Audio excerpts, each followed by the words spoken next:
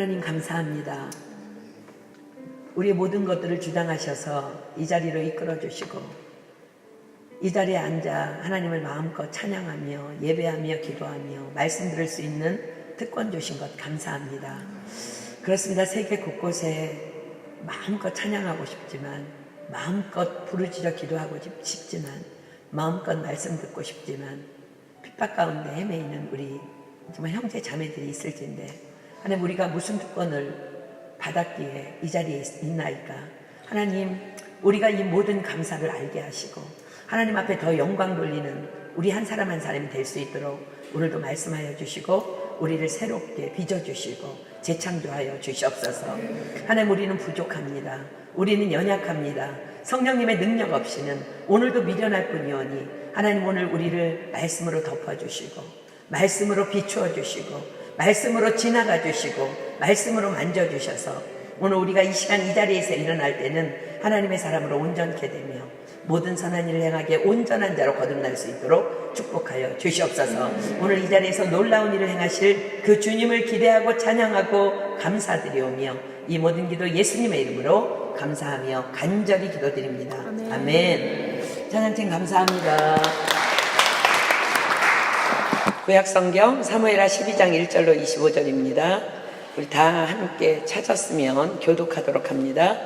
여호와께서 나단을 다윗에게 보내시니 와서 저에게 이르되 한 성에 두 사람이 있는데 하나는 부하고 하나는 가난하니 가난한 자는 아무것도 없고 자기가 가서 사서 기르는 작은 암양 새끼 하나뿐이라. 그 암양 새끼는 저와 저의 자식과 함께 있어 자라며 저의 먹을 것을 먹으며 저의 잔에서 마시며 저의 품에 누움으로 저에게는 딸처럼 되었거늘.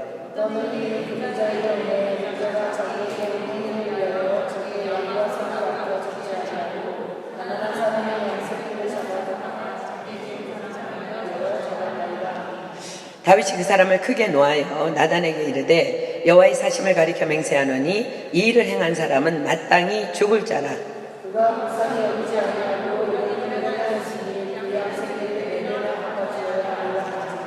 나단이 다윗에게 이르되 당신이 그 사람이라.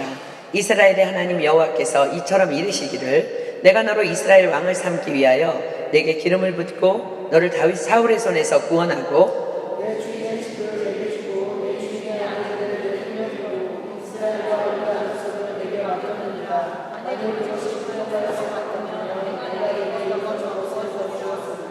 그런데 어찌하여 내가 여호와의 말씀을 업신여기고 나 보기에 악을 행하였느뇨. 내가 칼로 햇사람 우리아를 죽이되 암몬 자손의 칼로 죽이고 그 철을 빼앗아 내 철을 삼았도다.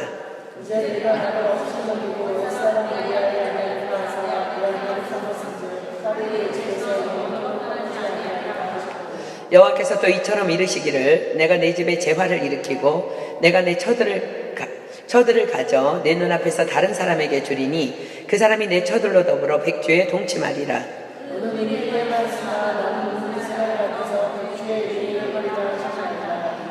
다윗이 나단에게 이르되 내가 여호와께 죄를 범하였노라 하매 나단이 다윗에게 대답하되 여호와께서도 당신의 죄를 사하셨나니 당신이 죽지 아니하려니와.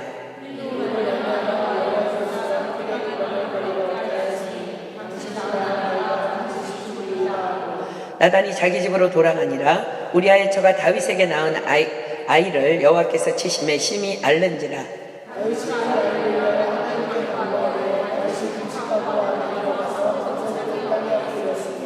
그 집에 늙은 자들이 곁에 이르러 다윗을 일으키려 하되 왕이 듣지 아니하고 저희로 더불어 먹지도 아니하더라.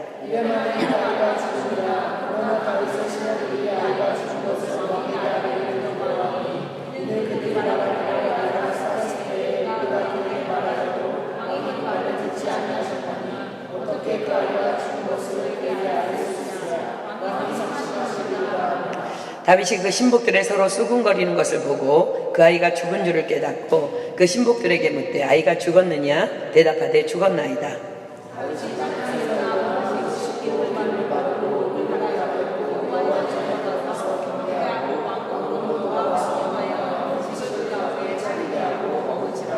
신복들이 왕께 묻되 아이가 살았을 때에는 위하여 금식하고 우시더니 죽은 후에는 일어나서 잡수시니 어찌미니이까.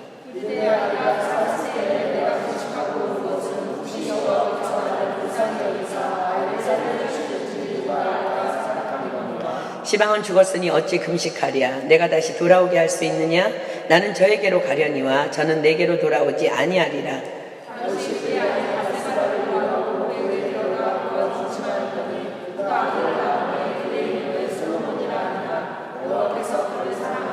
함께 읽습니다. 선지자 나단을 보내사 그 이름을 여디디아라 하시니 이는 여호와께서 사랑하심을 인함이더라. 아멘. 지금 우리가 읽은 말씀은요, 이스라엘 왕 다윗이 자신의 신복인 우리아의 아내 바세바를 데려다가 간음하고 그 죄를 은폐하기 위해서 우리아를 전쟁에 내어보내 죽이기까지 한 파렴치한 범죄를 저지른 지 약 10개월 후에 결코 죄를 간과하지 않으시는 하나님께서 나단이라는 선지자를 보내셔서 다윗의 죄를 정확히 지적하시고 책망하시는 내용의 기록입니다. 오늘 우리는 이 본문을 통해서 죄와 책망과 회개와 징계와 용서와 사랑에 대해서 공부하게 될 것입니다.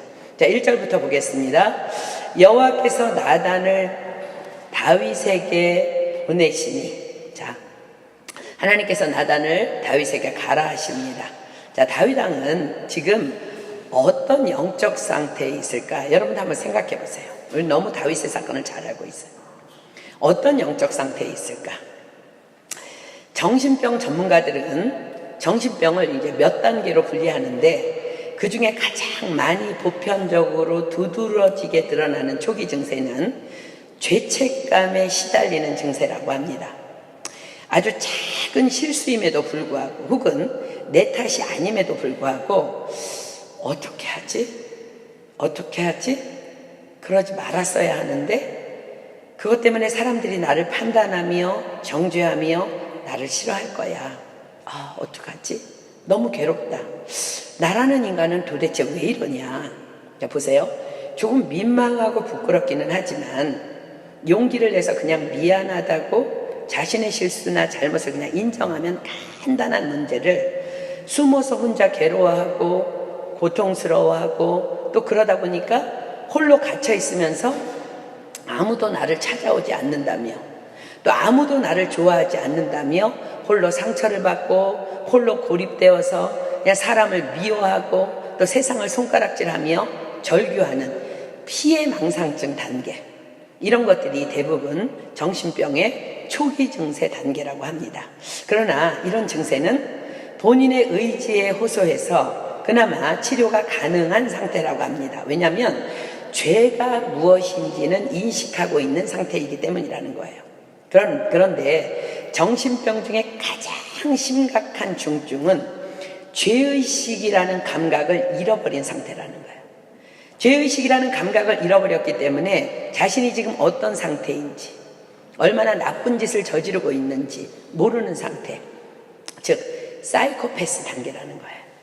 자신이 지금 무슨 짓을 하고 있는지 자신도 전혀 모릅니다.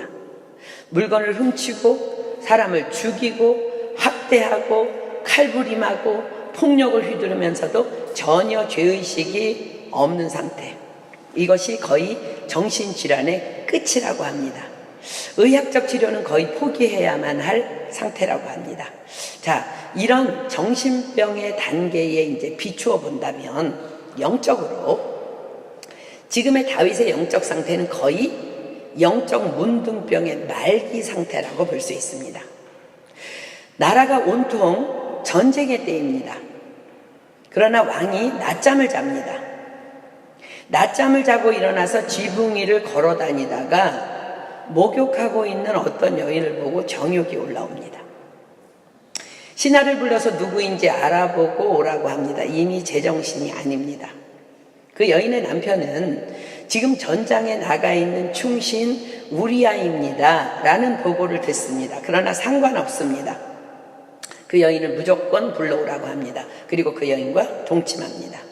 그리고 아무 일도 없었던 듯 그 여인을 집으로 돌려보냅니다. 잠깐의 정욕을 채우기 위해서 무서운 죄악을 저질렀지만 전혀 죄책감 따위는 없습니다. 그리고 얼마 후 바세바로부터 임신 소식을 듣게 됩니다. 이런 간악한 자일수록 머리가 잘 돌아갑니다. 전장에 나가 있는 우리아를 불러들여서 자신의 죄를 은폐하기 위해서 우리아를 집으로 보내려고 합니다. 그의 아내와 동침하게 하려는 꾀였습니다. 그러나 충신 우리아는 그럴 수 없는 일이라며 집으로 가지 않고 다른 신복들과 함께 왕궁 문에서 밤을 지셉니다. 그러자 다윗의 악한 계획은 더 구체적으로 진행됩니다. 우리아가 집으로 돌아가지 않자 전장에 나가 있는 요압 장군에게 이걸 좀 전하라면서 편지 한 장을 우리아의 손에 들려서 전장으로 내어보냅니다. 그 편지의 내용은 이 우리아를 맹렬한 싸움에 앞세워서 죽게 하라는 명이었습니다. 그렇게 우리아는 다윗의 계략대로 전쟁에서 죽고 바세바는 왕궁으로 다시 불러들입니다. 성경은 기록합니다. 사무엘하 11장 26절로 27절, 우리 본문 바로 앞절입니다. 우리아의 처가 그 남편 우리아의 죽었음을 듣고 호곡하니라. 그 장사를 마침에 다윗이 보내어 저를 궁으로 데려오니 저가 그 처가 되어 아들을 낳으니라. 다윗의 소위가 여호와 보시기에 악하였더라. 어떻다고요? 다윗의 소위가 여호와 보시기에 악하였더라. 우리는 기억합니다. 다윗은 하나님의 마음에 합한 자라. 극과 극의 기록이 성경에 기록돼요. 이 악인 다윗에게 하나님께서는 나단 선지자를 보내십니다. 이때 나단 선지자의 마음은 어떠했을까? 여러분이 나단이라면 어떠했을 것 같아요? 참으로 발걸음이 떨어지지 않았을 것입니다. 그러나 하나님께서는 나단 선지자에게도 악인 다윗에게도 명하시며 경고하시며 돌이키라 하십니다. 그리하면 살고 죽지 아니할 것이라고 말씀하십니다. 자, 에스겔서 33장 갑니다. 에스겔서 33장 7절로 9절. 우리 교회의 사명이며 모든 크리스천들의 사명이며 나단 선지자의 사명입니다. 에스겔서 33장 7절로 9절. 구약성경 에스겔 33장 7절로 9절입니다. 인자야, 내가 너로 이스라엘 족속의 파수꾼을 삼음이 이와 같으니라. 그런즉 너는 내 입의 말을 듣고 나를 대신하여 그들에게 경고할지어다. 가령 내가 악인에게 이르기를 악인아 너는 정령 죽으리라 하였다 하자. 내가 그 악인에게 말로 경고하여 그 길에서 떠나게 아니하면 그 악인은 자기 죄악 중에서 죽으려니와 내가 그 피를 내 손에서 찾으리라. 그러나 너는 악인에게 경고하여 돌이켜 그 길에서 떠나라고 하되 그가 돌이켜 그 길에서 떠나가지 아니하면 그는 자기 죄악 중에서 죽으려니와 너는 내 생명을 보존하리라. 우리 교회가 1년에 한 번씩 영혼 구원을 위해서 몸부림치는 이유가 바로 이 파수꾼의 사명 때문입니다. 우리가 대부분 트레스지아스를 경험했어요.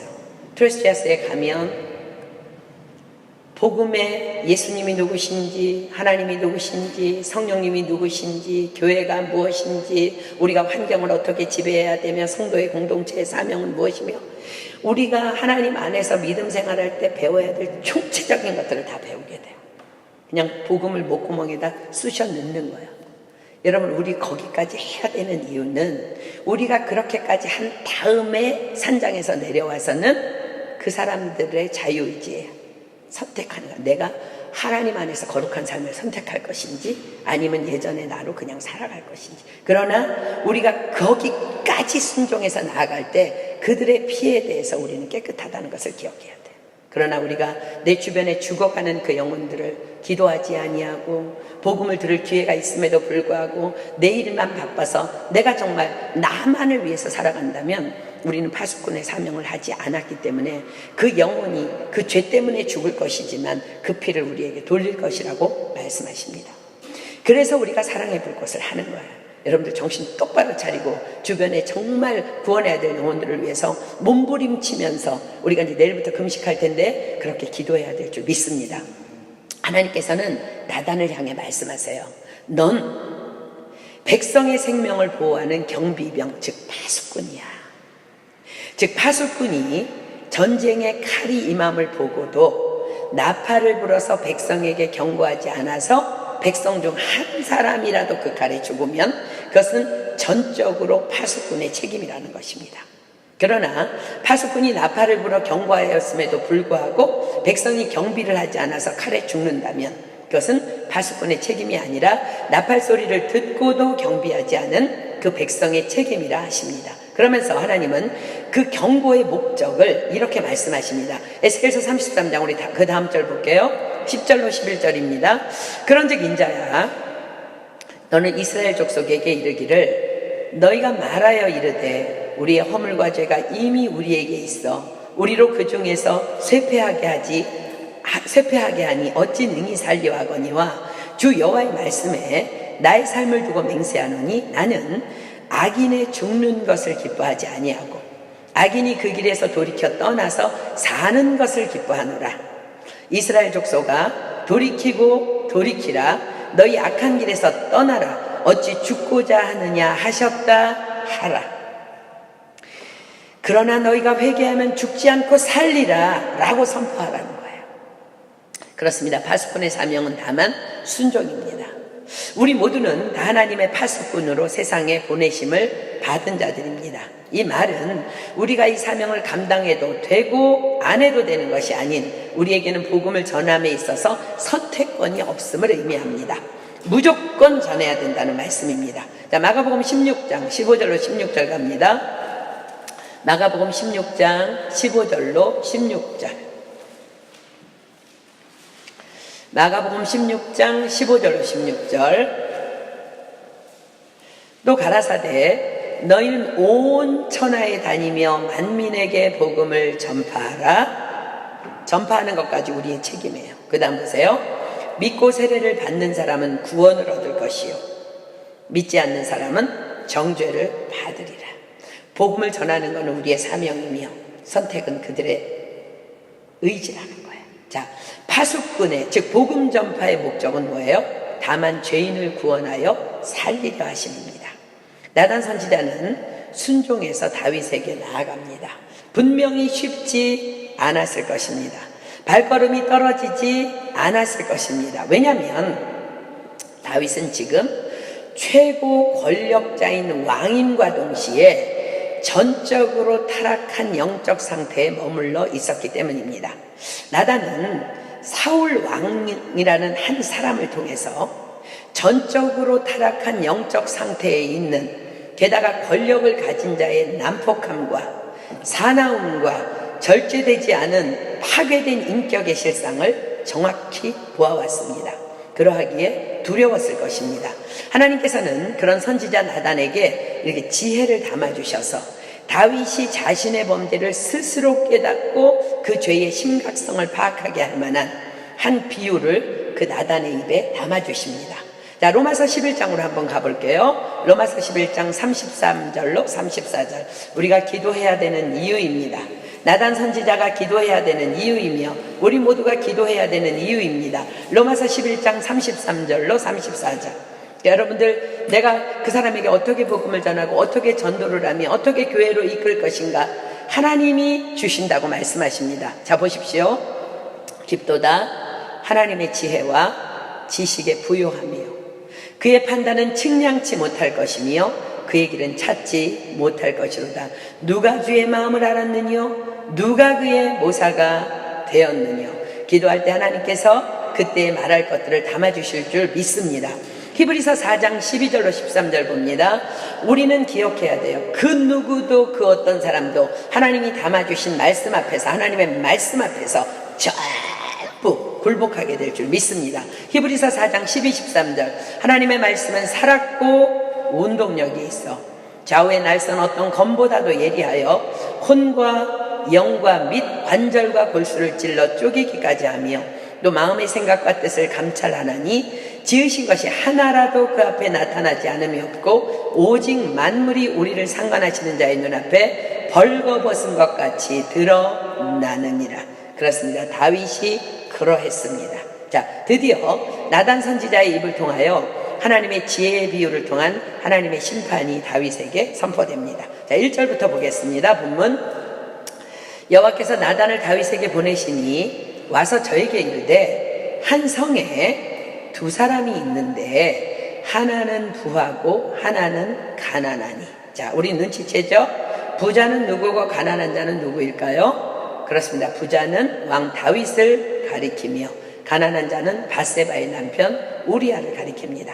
2절, 그 부한 자는 양과 소가 심히 많으나 가난한 자는 아무것도 없고 자기가 사서 기르는 작은 암양새끼 하나뿐이라 그 암양새끼는 저와 저의 자식과 함께 있어 자라며 저의 먹는 것을 먹으며 저의 잔에서 마시며 저의 품에 누움으로 저에게는 딸처럼 되었거늘. 자, 팔레스타인의 이 풍습을 알아야 이 비유가 이제 우리가 이해가 되는데, 팔레스타인 지방 사람들은요 애완용 동물을 끔찍하게 좋아하는 경향이 있다고 합니다. 그래서 오늘날도 지금까지도 아랍 사람들 사이에는 애완용 양을 집에다가 두고 기르는 풍습이 남아있다고 그래요. 그래서 집에서 양을 기른다는 거야. 그 얘기예요. 물론 이 비유에 등장하는 암양새끼는 애완동물 이상의 의미를 부여하는 그 가난한 자의 꿈과 희망이 담겨있는 고귀한 대상을 가리킵니다. 자, 보세요. 그 암양새끼가 어떻다고요? 그 암양새끼는 저와 저의 자식과 함께 있어 자라며 저의 먹는 것을 먹으며 저의 잔에서 마시며 저의 품에 누움으로 저에게는 딸처럼 되었거늘. 자, 보세요. 함께 있어 자라며 먹으며 마시며 누움으로 딸처럼 되었거늘. 이 표현의 의미는 우리아에게 있어서 밧세바는 그 누구보다도 무척 아끼고 사랑하는 자신의 생명 같은 아내였음을 강하게 시사합니다. 자, 4절 봅니다. 어떤 행인이 그 부자에게 오매 부자가 자기의 양과 소를 아껴 자기에게 온 행인을 위하여 잡지 아니하고 가난한 사람의 양새끼를 빼앗아다가 자기에게 온 사람을 위하여 잡았나이다. 자, 보세요.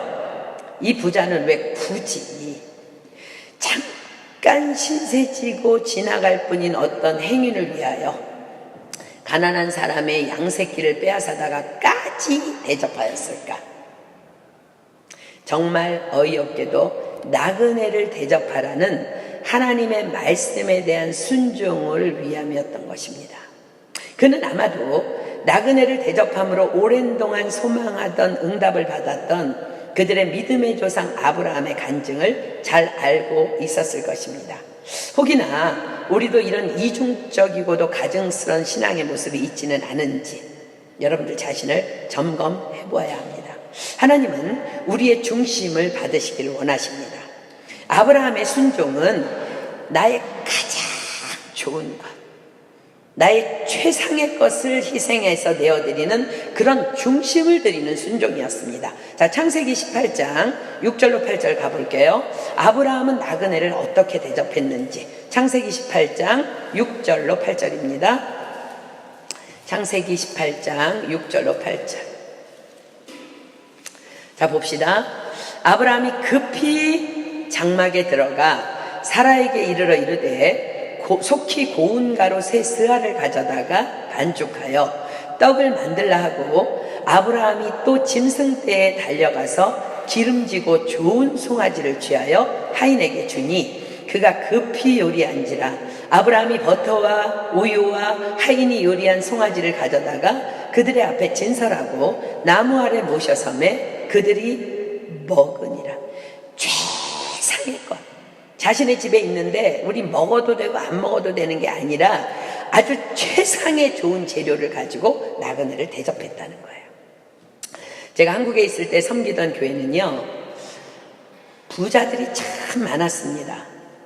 그들 대부분은요 큰 이렇게 단독주택에 살고 있었는데 주일에 교회에 올 때에는 도둑 때문에 집을 비울 수가 없어서 가정부로 하여금 집을 지키게 하거나 혹은 그것도 못 믿어서 가족 중 한 사람은 교회에 나오지 않고 집을 지키는 사람들이 많았습니다. 어떤 사람은요 자신이 예배를 드리는 동안 자신의 운전기사를 교회 마당 차에서 기다리도록 대기시키는 장로도 있었습니다. 어느 날 이러한 사실을 알게 된 우리 담임 목사님께서 온 교인들을 향해서 엄하게 책망하셨습니다. 여러분들의 집, 여러분들의 재물 다 누가 주신 것들입니까? 다 하나님께서 주신 것입니다. 하나님보다 그것들이 더 소중합니까? 하나님께서 지키시지 않으면 파수꾼의 경성함은 허사입니다. 하나님께서는 안식일에 그 누구도 남종이나 여종이나 나그네라 할지라도 아무 일도 하지 말라 명령하셨습니다. 예수 그리스도를 통해 우리를 구원하신 하나님께서는 또 다른 영혼의 구원을 위해서 우리를 부르셨습니다. 그런데 여러분들은 무슨 목적으로 이 자리에 나와서 예배드리는 겁니까? 여러분들의 가정부나 운전기사들이 여러분 때문에 여러분들 소유를 지키느라 교회에 나와 예배드리지 못한다면, 아니 여러분들 때문에 복음의 문이 닫혀버린다면 여러분들은 다 외식하는 가증한 자들입니다. 독사의 자식들입니다. 하나님께서는 이런 예배 결코 받지 않으십니다. 강력한 선포였어요. 그렇습니다.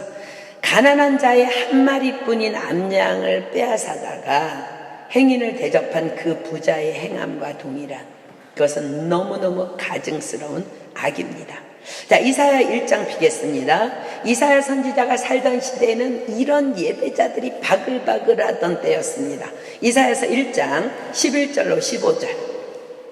이사야서 1장 11절로 15절. 나만 예배드리고 나만 헌금 많이 하고 나만 봉사하고 나만 주님 앞에 나아가면 복 받는 줄 알고, 그런 믿음의 사람들이 너무 많았습니다. 이 시대가 딱 그렇습니다. 이사야 때에. 이사야 1장 11절로 15절 봅니다. 여호와께서 말씀하시되 너희의 무수한 재물이 내게 무엇이 유익하뇨? 나는 수양의 번제와 살찐 짐승의 기름에 배불렀고 나는 수송아지나 어린 양이나 수염소의 피를 기뻐하지 아니하노라. 너희가 내 앞에 보이러 오니 그것을 누가 너희에게 요구하였느뇨? 내 마당만 밟을 뿐이라. 헛된 재물을 다시 가져오지 말라. 분향은 나의 가증이 여기는 바요. 월삭과 안식일과 대회로 모이는 것도 그러하니 성회와 아울러 악을 행하는 것을 내가 견디지 못하겠노라. 내 마음이 너희의 월삭과 정한절기를 싫어하나니 그것이 내게 무거운 짐이라. 내가 지기에 곤비하였느니라. 너희가 손을 펼 때에 내가 눈을 가리우고 너희가 많이 기도할지라도 내가 듣지 아니하리니 이는 너희의 손에 피가 가득하니라. 예수님께서는 외식하는 자들을 향해 엄히 꾸짖으셨습니다. 마태복음 23장 피겠습니다. 마태복음 23장 13절 봅니다. 마태복음 23장 13절. 마태복음 23장 13절. 화 있을진저 외식하는 서기관들과 바리새인들이여, 너희는 천국문을 사람들 앞에서 닫고 너희도 들어가지 않고 들어가려 하는 자도 들어가지 못하게 하는 자로다. 23절 봅니다. 화 있을진저 외식하는 서기관들과 바리새인들이여, 너희가 박하와 회향과 근처에 11조를 드리되 율법에 더 중한 바 의와 인과 신은 버렸도다. 그러나 이것도 행하고 저것도 버리지 말아야 할지니라. 27절 28절. 화 있을진저 외식하는 서기관들과 바리새인들이여, 회칠한 무덤 같으니 겉으로는 아름답게 보이나 그 안에는 죽은 사람의 뼈와 모든 더러운 것이 가득하도다. 이와 같이 너희도 겉으로는 사람에게 옳게 보이되 안으로는 외식과 불법이 가득하도다. 본문으로 돌아갈까요? 여기까지 나단의 이야기를 듣고 있던 다윗에게 견딜 수 없는 분노가 차고 올라옵니다. 어찌 이런 죽음 마땅한 가증한 인간이 감히 내 나라에 존재할 수 있느냐는 분노입니다. 다윗은 나단 선지자의 방문을, 이 가증하고 패역한 자의 판결을 왕인 자신에게 의뢰하려고 온 방문인 줄 알고 있었습니다. 다윗이 소리칩니다. 본문 5절 볼게요. 다윗이 그 사람을 크게 놓아여 나단에게 이르되 여호와의 사심을 가리켜 맹세하노니 이 일을 행한 사람은 마땅히 죽을 자라. 저가 불쌍히 여기지 않고 이 일을 행하였으니 그 양새끼를 4배나 갚아줘야 하리라. 자, 4배나 갚아줘야 하리라는 것은 출애굽기에 기록되어 있는 양 도둑에 대하여 율법이 규정한 배상의 기준입니다. 너 양을 혹시 훔쳤니? 4배 갚아줘야 돼. 이제 그 너무나 율법을 잘 알고 있는 다윗, 그것을 얘기하는 거예요. 자, 7절. 나단이 길길이 날뛰는 다윗에게 이렇게 얘기합니다. 나단이 다윗에게 이르되 당신이 그 사람이라. 분노하는 다윗을 향해 나단 선지자가 선포합니다. 당신이 그 사람이라. 무슨 말이에요? 당신이 말한 여호와의 사심을 가리켜 맹세하노니 이 일을 행한 사람은 마땅히 죽을 자라는 그 마땅히 죽을 자가 바로 다윗 당신이라는 말입니다. 정확하게 이 암양에 대한 나단 선지자의 비유는 다윗이 밧세바와 간음한 것을 고발할 수 있는 법적인 배경이 됩니다. 왜냐하면 왕은 자기 백성의 권리에 대한 최고의 보호자입니다. 최고의 보호자로서의 판결을 내리고 지혜를 보여주는 것이 왕의 마땅한 의무입니다. 다윗은 부자의 행동을 판결할 때 그것이 바로 자신에 대한 판결임을 분별하지 못한 채 분노하며 판결을 내립니다. 어떻게 내렸어요? 여호와의 사심을 가리켜 맹세하노니 이 일을 행한 사람은 마땅히 죽을 자라. 나단 선지자는 연이어 하나님께서 다윗에게 말씀하라 하신 말씀을 대언합니다. 7절 계속 봅니다. 이스라엘의 하나님 여호와께서 이처럼 이르시기를 내가 너로 이스라엘 왕을 삼기 위하여 내게 기름을 붓고 너를 사울의 손에서 구원하고 내 주인의 집을 내게 주고 내 주인의 처들을 내 품에 두고 이스라엘과 유다 족속을 내게 맡겼느니라. 만일 그것이 부족하였을 것 같으면 내가 내게 이것저것을 더 주었으리라.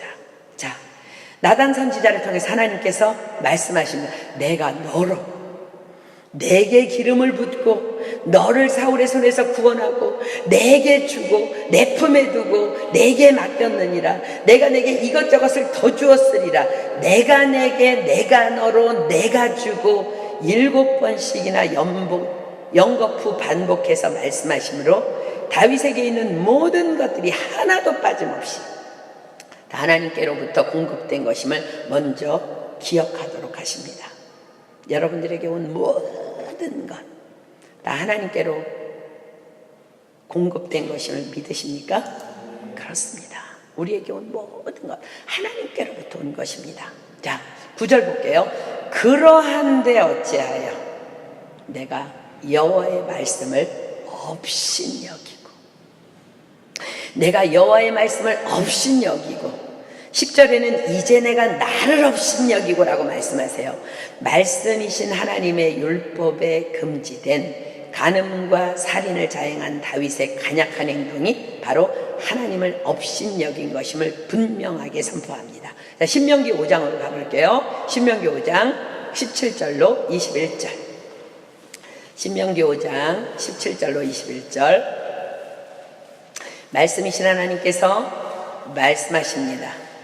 신명기 5장 17절로 21절. 살인하지 말지니라, 간음하지도 말지니라, 도적질하지도 말지니라, 내 이웃에 대하여 거짓 증거하지도 말지니라, 내 이웃의 아내를 탐내지도 말지니라, 내 이웃의 집이나 그의 밭이나 그의 남종이나 그의 여종이나 그의 소나 그의 낙이나 물은 내 이웃의 소유를 탐내지도 말지니라. 그러한데 어찌하여, 다시 본문 구절로 갈게요. 그러한데 어찌하여 내가 여호와의 말씀을 업신여기고 나 보기에 악을 행하였느냐. 내가 칼로 햇사람 우리아를 죽이되 암몬 자손의 칼로 죽이고 그 철을 빼앗아 내 철을 삼았도다. 이제 내가 나를 업신여기고 햇사람 우리아의 철을 빼앗아 내 철을 삼았은즉 칼이 내 집에 영영이 떠나지 아니하리라 하셨고, 여호와께서 또 이처럼 이르시기를 내가 내 집에 재화를 일으키고 내가 내 처들을 가져 내 눈앞에서 다른 사람에게 주리니 그 사람이 내 처들로 더불어 백주에 동침하리라.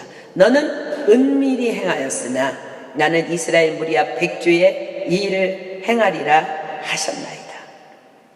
어마무시한 하나님의 징계로 인한 저주가 다윗에게 연속적으로 선포됩니다.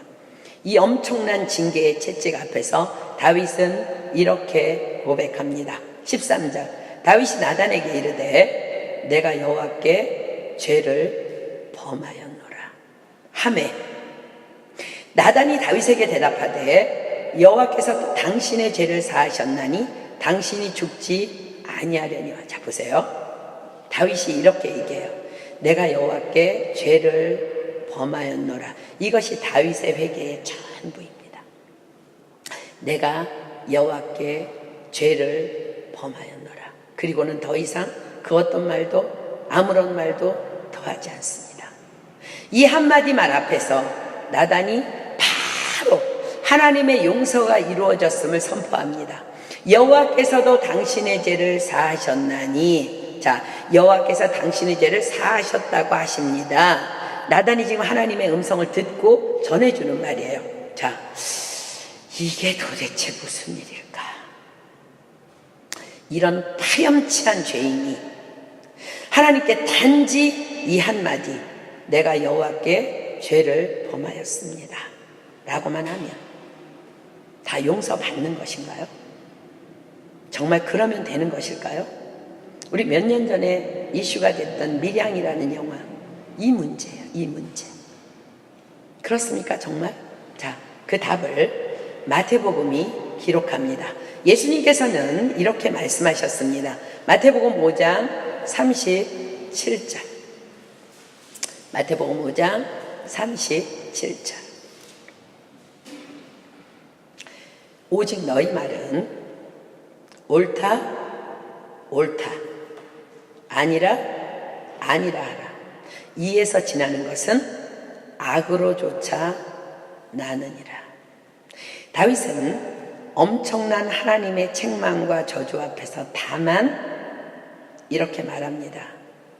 잘못했습니다. 그 말이에요.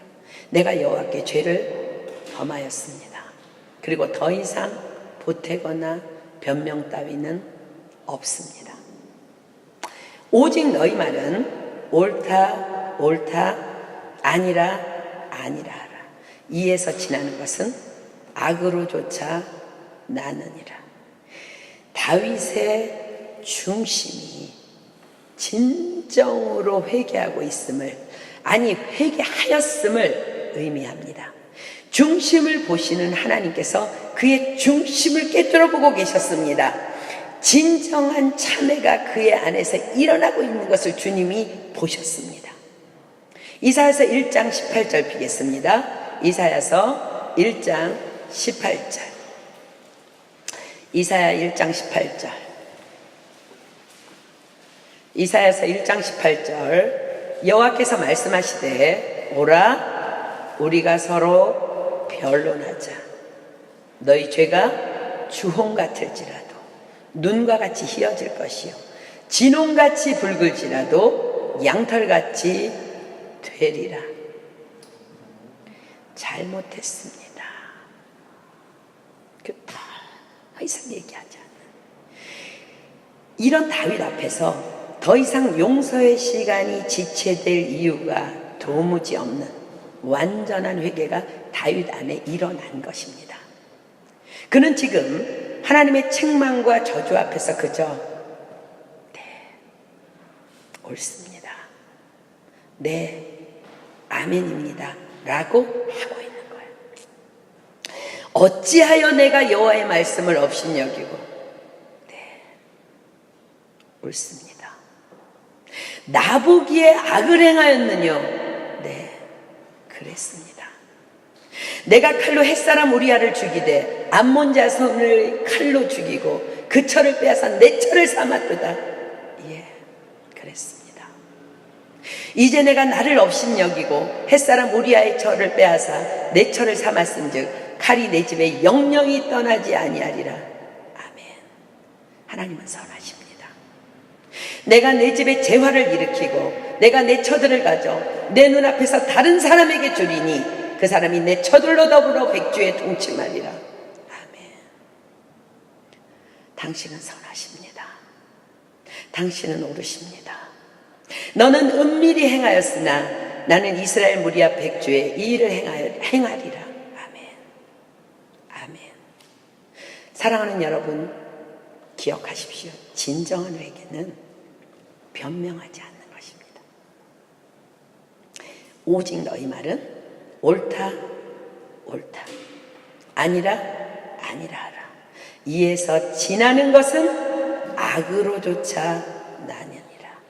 이 다윗의 중심을 보시며 하나님께서 나단에게 말씀을 주시고 나단은 다윗에게 말합니다. 여호와께서도 당신의 죄를 사하셨다 하십니다. 그리고 연이어 그러나 죄값은 반드시 치루어져야 함을 선포합니다.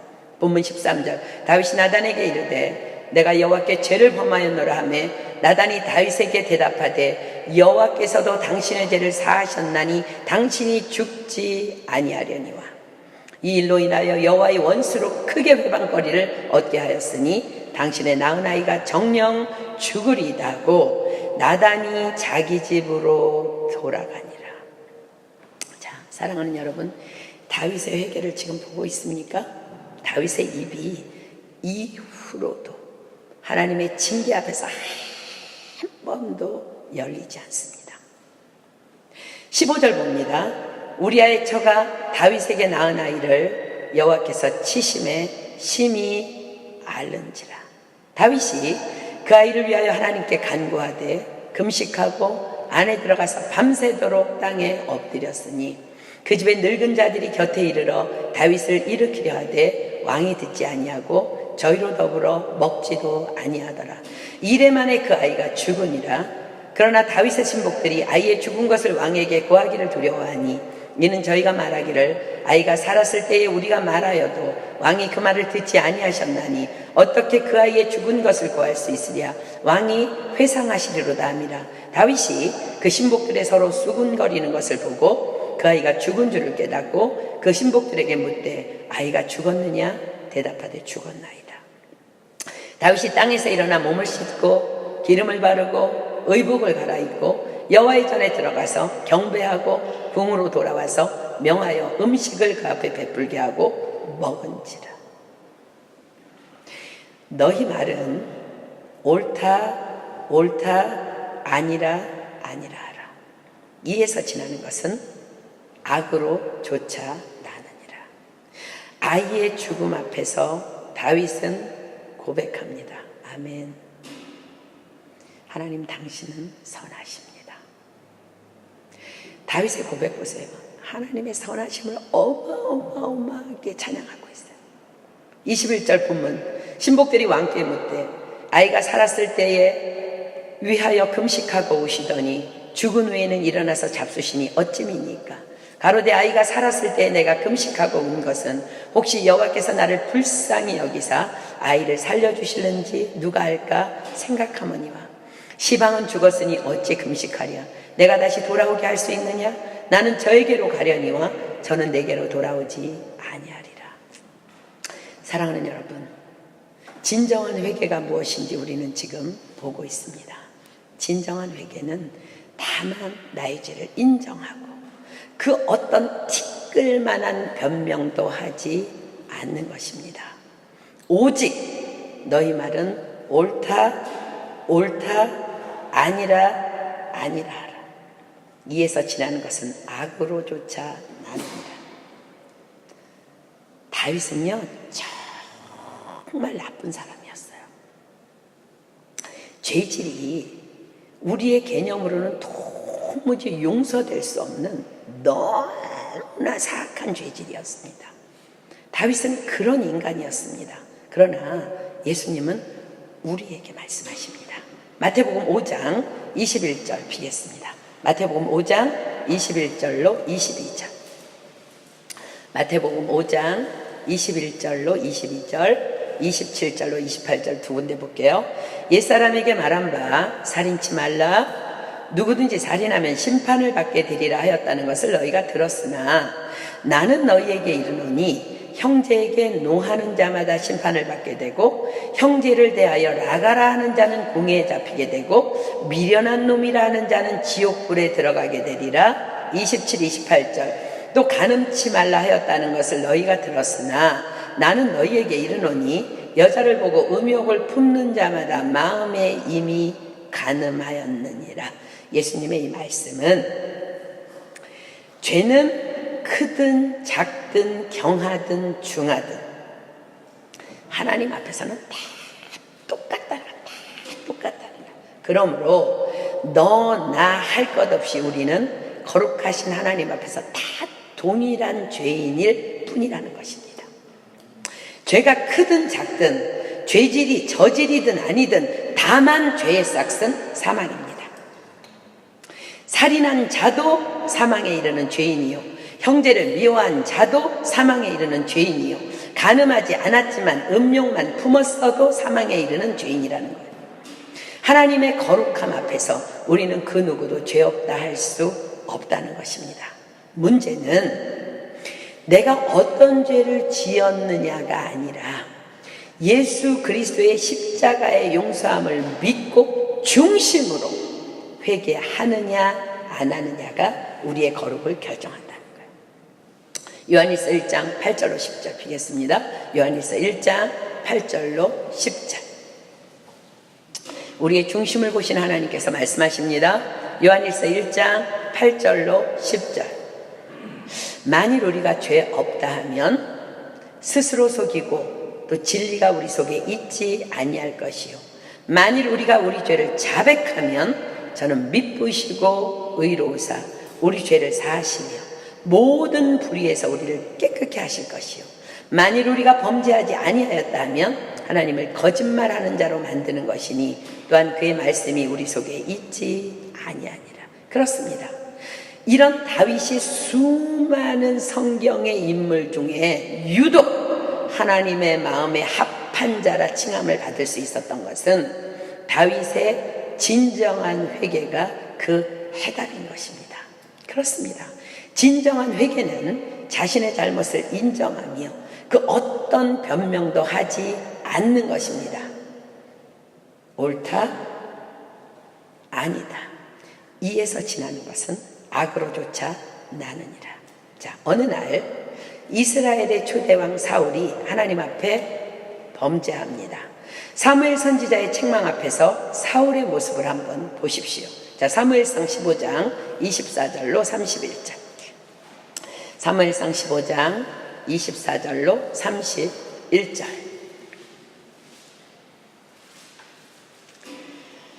사무엘상 15장 24절로 31절. 사울이 사무엘에게 이르되, 이제 나단 선지자 같이 사무엘이 책망한 거예요. 그랬더니 사울이 사무엘에게 이르되 내가 범죄하였나이다. 자, 문의는 다윗이랑 똑같죠, 그죠? 그런데 그 다음부터 이제 말이 많아요. 보세요. 내가 여호와의 명령과 당신의 말씀을 어긴 것은 내가 백성을 두려워하여 그 말을 청종하였음이니이다. 청하오니 지금 내 죄를 사하시고 나와 함께 돌아가서 나로 여호와께 경배하게 하소서. 사무엘이 사울에게 이르되 나는 왕과 함께 돌아가지 아니하리니 이는 왕이 여호와의 말씀을 버렸으므로 여호와께서 왕을 버려 이스라엘 왕이 되지 못하게 하였음이니라 하고, 사무엘이 가려고 돌이킬 때에 사울이 그의 겉 옷자락을 붙잡음에 찢어지니라. 사무엘이 그에게 이르되 여호와께서 오늘 이 이스라엘 나라를 왕에게서 떼어서 왕보다 나은 왕의 이웃에게 주셨나이다. 이스라엘의 지존자는 거짓이나 변개함이 없으시나니 그는 사람이 아니시므로 결코 변개치 않음이시니이다. 사울이 가로되 내가 범죄하였을지라도 청하옵나니 내 백성의 장로들의 앞과 이스라엘의 앞에서 나를 높이사 나와 함께 돌아가서 나로 당신의 하나님 여호와께 경배하게 하소서 하며, 사무엘이 돌이켜 사울을 따라가며 사울이 여호와께 경배하니라.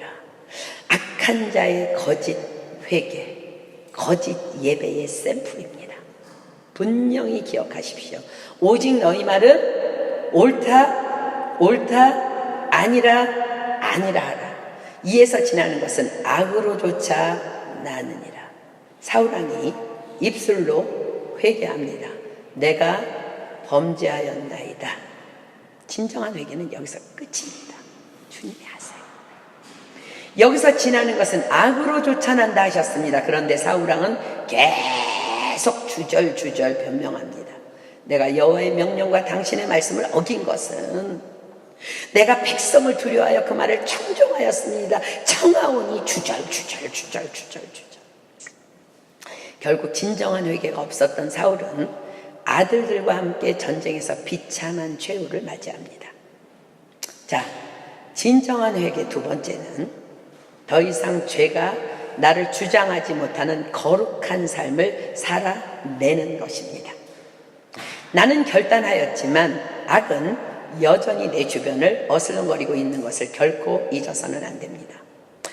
정결하고 거룩한 삶을 살아내기 위한 몸부림이 우리에게 있어야 합니다. 어떻게 하면 될까요? 어떻게? 우리는 또 실수하고 또 넘어질 수 있습니다. 실수하여 넘어지면 다시 또 재빨리 속히 일어나고 또 일어나서 말씀 안으로 들어가는 훈련을 반복해야 합니다. 성경은 분명히 말씀하십니다. 하나님의 말씀과 기도로 거룩하여 짐이니라. 자, 안다고 교만하지 말고 다시 눈으로 확인하겠습니다. 디모데전서 4장 5절 말씀. 디모데전서 4장 5절. 어떻게 해야 된다고요? 하나님의 말씀과 기도로 거룩하여 짐이니라. 아멘. 그래서 다윗은요, 매 순간 고백합니다. 시편 119편 9절입니다. 시편 119편 9절.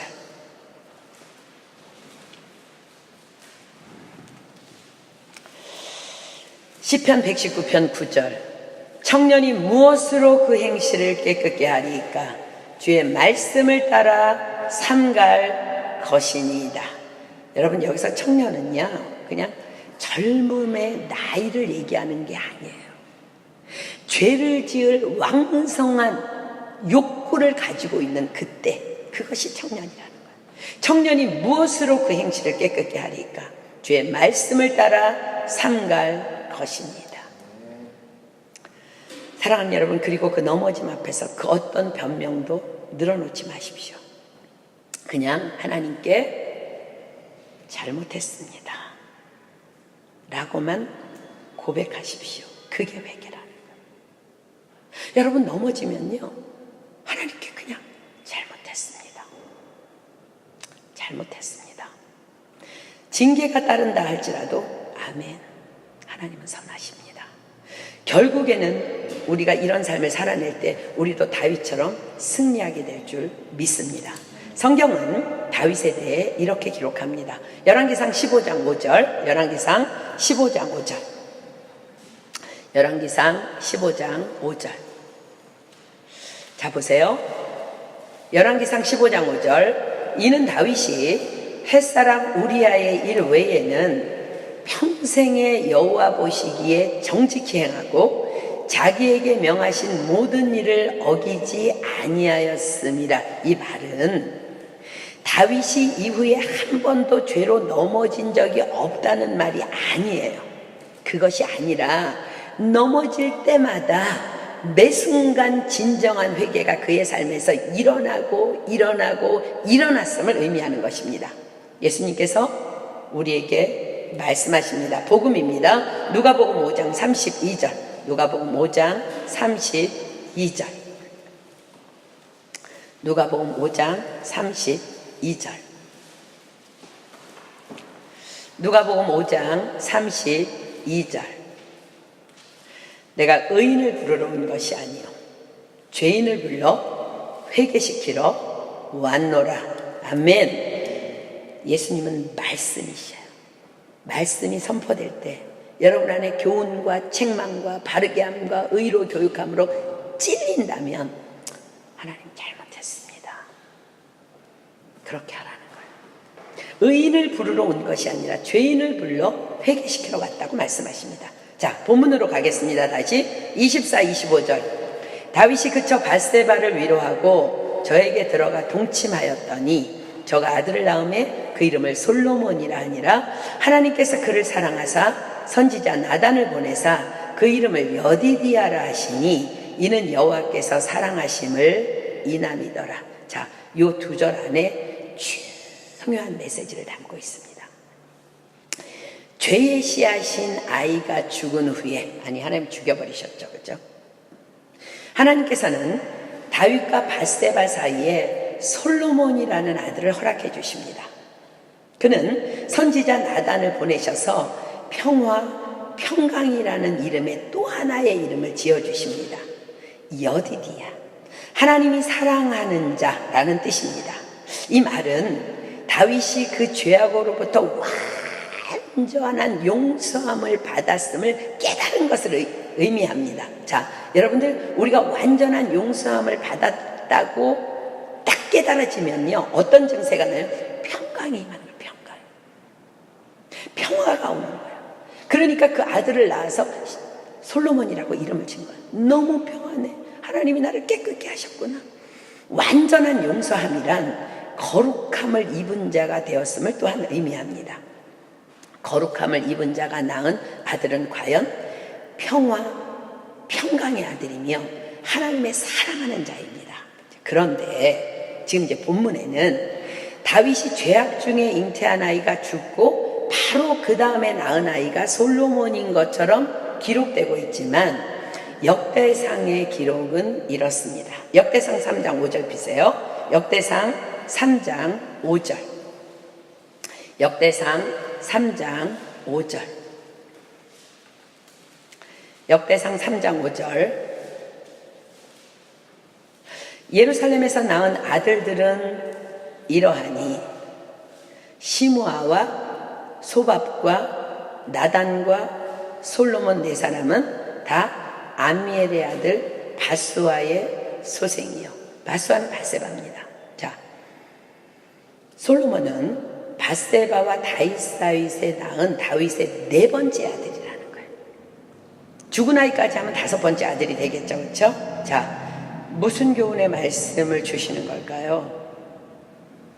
그렇습니다. 거룩함, 즉 성화라는 것은 갑자기 완성되어지는 것이 아니라는 거예요. 비록 더딜지라도 점점 조금씩 이루어져가는 과정이 성화라는 것을 말씀하십니다. 다윗도 오래 걸렸다는 거예요. 다윗도 오래 걸렸다는 거예요. 진정한 회개로 인한 용서함이 이루어진다 해도 사람이 결코 하루아침에 변화되지 않습니다. 다윗도 하나님 앞에 회개한 후에 고난과 인내의 연속으로 거룩함을 몸부림치며 또 하나님 앞에서 그렇게 인내하며 나아갔다는 거예요. 여디디아를 낳기까지 진정한 회개로 인한 용서함이 이루어진다 해도 사람이 결코 하루아침에 변화되지 않습니다. 다윗도 솔로몬이라는 여디디아를 낳기까지 고된 인내의 시간이 분명히 있었다는 것을 성경이 말씀하십니다. 그러니 절대로 자신에게 실망하거나 포기하지 마십시오. 아멘. 우리는 반드시 여디디아, 즉 하나님께서 사랑하시는 자로 완성되어질 것입니다. 우리의 살아온 삶의 묵은 때들이 하나님의 말씀과 기도로 점점 벗겨져 나가기를 게으르지 말고 힘써 나갈 때 하나님께서는 우리를 조금씩 그렇게 성화시켜 주실 것입니다. 하나님의 말씀과 기도로 거룩하여 지민이라. 오늘의 우리의 성화의 단계는 바로 한 가지 말씀. 우리 이 말씀을 우리 함께 붙잡고 성화의 계단을 우리 오늘 한 계단 올라갔으면 좋겠습니다. 뭐예요? 오직 너희 말은 옳다 아니라 하라. 이에서 지나는 것은 악으로 쫓아나느니라. 지금 이 시간부터 우리 저와 여러분 함께 시작해 봅시다. 사람 앞에서든 하나님 앞에서든 잘못했으면 그냥 잘못했습니다 라고 진정으로 회개합시다. 그리고 변명은 스톱, 멈춥시다. 우리 그리고 입을 꽉 다물어 봅시다. 하나님께서는요 다 아십니다. 그럴 때 중심을 보시는 하나님이 나로 평강을 주시며 나를 솔로몬이라 이름 지어 주실 것입니다. 사람을 의식하기 때문에 우리는 자꾸 변명합니다. 이에서 지나는 것은 다 악으로 쫓아 나느니라. 이 말씀 붙잡아야 돼요. 이 말씀을 붙잡고 우리가 한 걸음 한 걸음 나아갈 때 결국 우리도 견디지 못하고 너무 사랑하는 마음으로 우리를 또다시 찾아오셔서 솔로몬이라는 이름 위에 여디디아라, 하나님께서 사랑하는 자라고 다른 이름을 불러주시는 그 하나님의 음성을 우리도 반드시 듣게 될 줄 믿습니다. 그로 인해서 우리 또한 우리의 사명인 하나님이 사랑하시는 여디디아를 영적으로도 육적으로도 낳고 또 낳고 또 낳게 될 줄 믿습니다. 우리 에베소서 2장 20절로 22절 말씀 보고 기도하도록 하겠습니다. 에베소서 2장 20절로 22절. 에베소서 2장 20절로 22절. 너희는 사도들과 선지자들의 터 위에 세우심을 입은 자라. 자, 여러분들 초대교회 성도들의 모습을 기억합니까? 초대교회는 어땠어요? 사도들의 가르침을 받아 말씀을 받은 대로 교제하고 말씀대로 떡을 떼고 말씀대로 모이고 말씀대로 전혀 기도에 힘쓰는 초대교회. 지금 하나님 우리에게 말씀하십니다. 너희는 사도들과 선지자들 더 위에 세우심을 입은 자라. 그리스도 예수께서 친히 모퉁이 돌이 되셨느니라. 그의 안에서 건물마다 서로 연결하여 주 안에서 성전이 되어가고 너희도 성령 안에서 하나님의 거하실 처소가 되기 위하여 예수 안에서 함께 지어져 가느니라. 우리는 언젠가 정말 하나님의 말씀을 신뢰하고 한 걸음 한 걸음 말씀과 기도로 나아갈 때 그 성화의 단계까지 올라가서 하나님이 견디지 못하고 우리에게 여디디아라 말씀해 주시는 그 하나님을 반드시 우리의 이 길 끝에서 만나게 될 줄 믿습니다. 우리 이 시간 찬양하고 기도합시다. 우리 주님, 우리는 연약합니다. 우리 그날에 이루실 주는 완전합니다. 우리 한번 선포하며 찬양하도록 하겠습니다. 우리 찬양 바꿀게요. 믿음의 주여 온전케 하신 찬양합시다.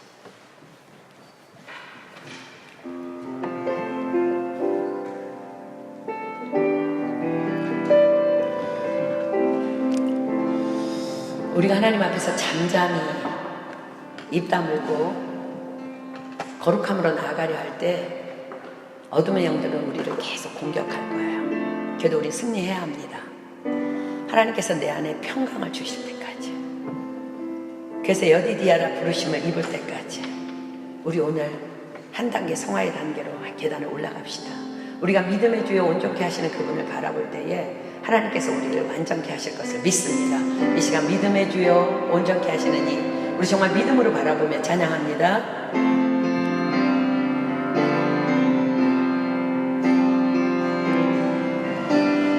믿음의 주여 온전케 하시니 주님만 바라봅니다.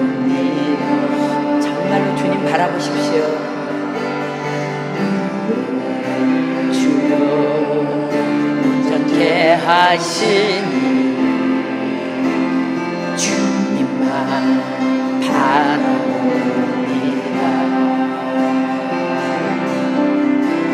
주님만 바라볼 때 주님 진정한 위로 되시며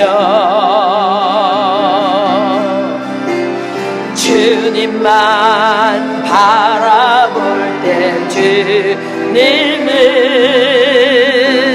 담대한 믿음 주시네.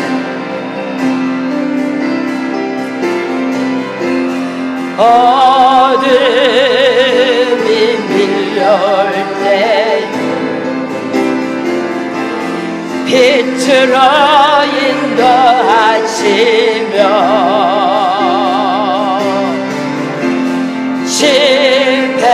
실패와 절망 중에도 소망으로 인도하시네. 믿음의 주여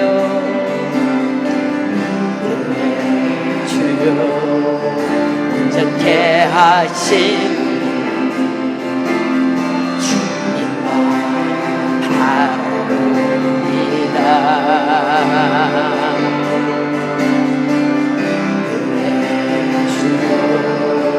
온전케 하시니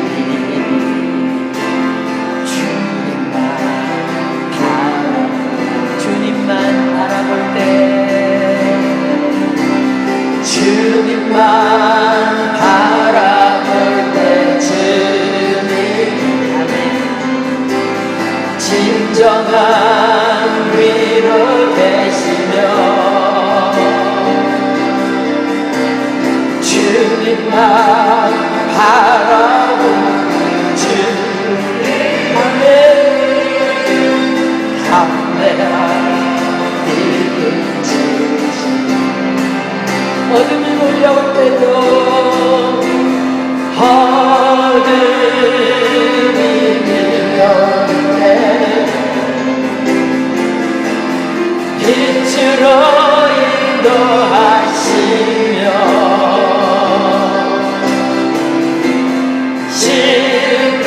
실패와 절망 중에도 소망으로 인도하시니 아멘 믿음의 주요 온전케 하시니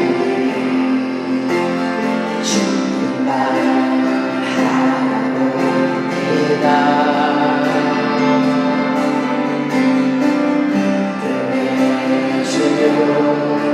온전케 하시니 주님만 바라봅니다. 정말 주님만 바라보기로 결단하십니까? 네. 우리 찬양팀 들어가고 이 시간 우리 함께 기도합니다. 다 눈 감습니다. 여러분 가운데 질문합니다. 혹이라도 자꾸 죄책감에 시달리는 사람이 있다면 오늘 말씀 붙잡으십시오. 주님께서 우리에게 말씀하셨습니다. 누구든지 그리스도 예수 안에 있으면 새로운 피조물이라. 보라 이전 것은 지났으니 새 것이 되었도다 말씀하십니다. 주님은 우리에게 말씀하셨어요. 오라 나와 변론해보자. 네 죄가 도대체 무엇이니? 주님 말씀하십니다. 너희 죄가 주홍같이 붉을지라도 핏빛같이 붉을지라도 눈보다 더 희게 될 것을 약속하십니다. 우리 안에 진정한 회개가 일어날 때 하나님께서는 우리를 거룩하다 칭하시며 우리를 한 단계 한 단계 성화의 단계로 올리시며 하나님의 마음에 합한 자 다윗처럼 우리가 그렇게 내 안에 평강으로 가득 차며 여디디아를 낳을 수 있는 그러한 사람으로 하나님께서 우리를 빚어주실 것을 믿습니다. 어떤 교회 사모님이 자신의 교회에 너무나 기도하지 않는 성도들을 바라보면서 안타까워서 하나님께서 주신 말씀을 붙잡고 홀로 성전에 나와서 기도하기 시작했다고 합니다. 한 알의 밀이 땅에 떨어져 죽지 아니하면 한 알 그대로 있고 떨어져 죽으면 많은 열매를 맺느니라는 말씀을 붙잡고 그래 내가 이렇게 기도하면 우리 성도들도 함께 나와서 교회를 위해서 기도하게 될 거야. 우리 교회에 기도의 불이 붙을 거야. 그런데 이 사모님이 한 달을 기도하고 두 달을 기도하고 석 달을 기도해도 그 누구도 와서 기도하지 않더래요. 하나님 앞에 간절히 기도하는데 하나님께서 그 사모님에게 말씀하셨답니다. 한 알의 밀이 썩어져 한 알의 밀이 땅에 떨어져 죽는 것 내가가 아니라 나만 하면 된다고 말씀하셨답니다. 사랑하는 여러분, 나만 하나님 앞에서 거룩하기로 결정하십시오. 오늘 우리가 함께 말씀을 붙잡았기 때문에 어떤 사람들은 너무나 많이 말씀으로 다른 사람을 대적합니다. 오늘 우리가 말씀 들었잖아. 왜 그래? 이런 말 하지 마십시오. 나만 하나님 앞에서 나만 주님 앞에서 거룩하기로 결정하십시오. 그럴 때 하나님께서 나로부터 나로 인하여 이 놀라운 역사를 하나님께서 시작하실 것입니다. 우리 교회가 이런 성화의 단계로 발전될 것이며 우리 가정이 우리 자녀들이 전 세계 열방이 우리가 기도하고 있는 모든 영혼들이 그렇게 하나님 앞에 정말 하나하나 거룩함으로 돌아오게 될 줄 믿습니다. 이 시간 우리 기도할 때 우리는 다윗보다 악한 자들은 없습니다. 그러나 다윗 안에 진정한 회개가 일어났을 때 하나님께서는 용서하시고 그 아들을 내 마음에 합한 자라 평강을 주시며 여디디아라 말씀해 주셨습니다. 우리 이 시간 기도합시다. 하나님 우리의 삶에 너무 변명이 많았습니다. 우리의 삶에 너무 말이 많았습니다. 하나님 이제 주님 앞에 진정한 회개를 올려드리기를 소망합니다. 잘못했습니다. 내가 넘어졌을 때 잘못했습니다. 그것 외에 변명하지 않는 훈련을 이제 시작하려 합니다. 성령님 이 시간에 오셔서 우리에게 능력으로 임하여 주시고 우리가 그리할 수 있도록 역사하여 주시옵소서. 혹이나 넘어졌다면 다시 말씀으로 돌아가겠습니다. 또다시 일어나겠습니다. 그래서 결국 다윗이 정말 인내의 시간을 거쳐서 솔로몬을 낳았고 여디디아를 낳은 것처럼 하나님 우리도 그런 인생 되기를 소망하오니 하나님 이 시간 불러오셔서 우리를 변화시켜 주시옵소서. 아니 나를 변화시켜 주시옵소서. 이 시간 진정으로 소망한다면 하나님 앞에 목소리 높여서 목숨을 다해서 우리 주여 삼창하고 하나님 앞에 부르짖어 기도하도록 합니다. 시작. 주여 주여 주여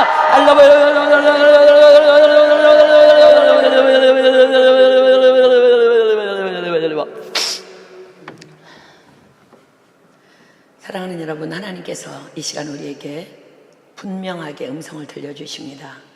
오직 너희 말은 옳다 옳다 아니라 아니라 하라. 이에서 지나는 것은 다 악으로조차 나느니라. 우리 이 시간부터 이 말씀 붙잡고 씨름합시다.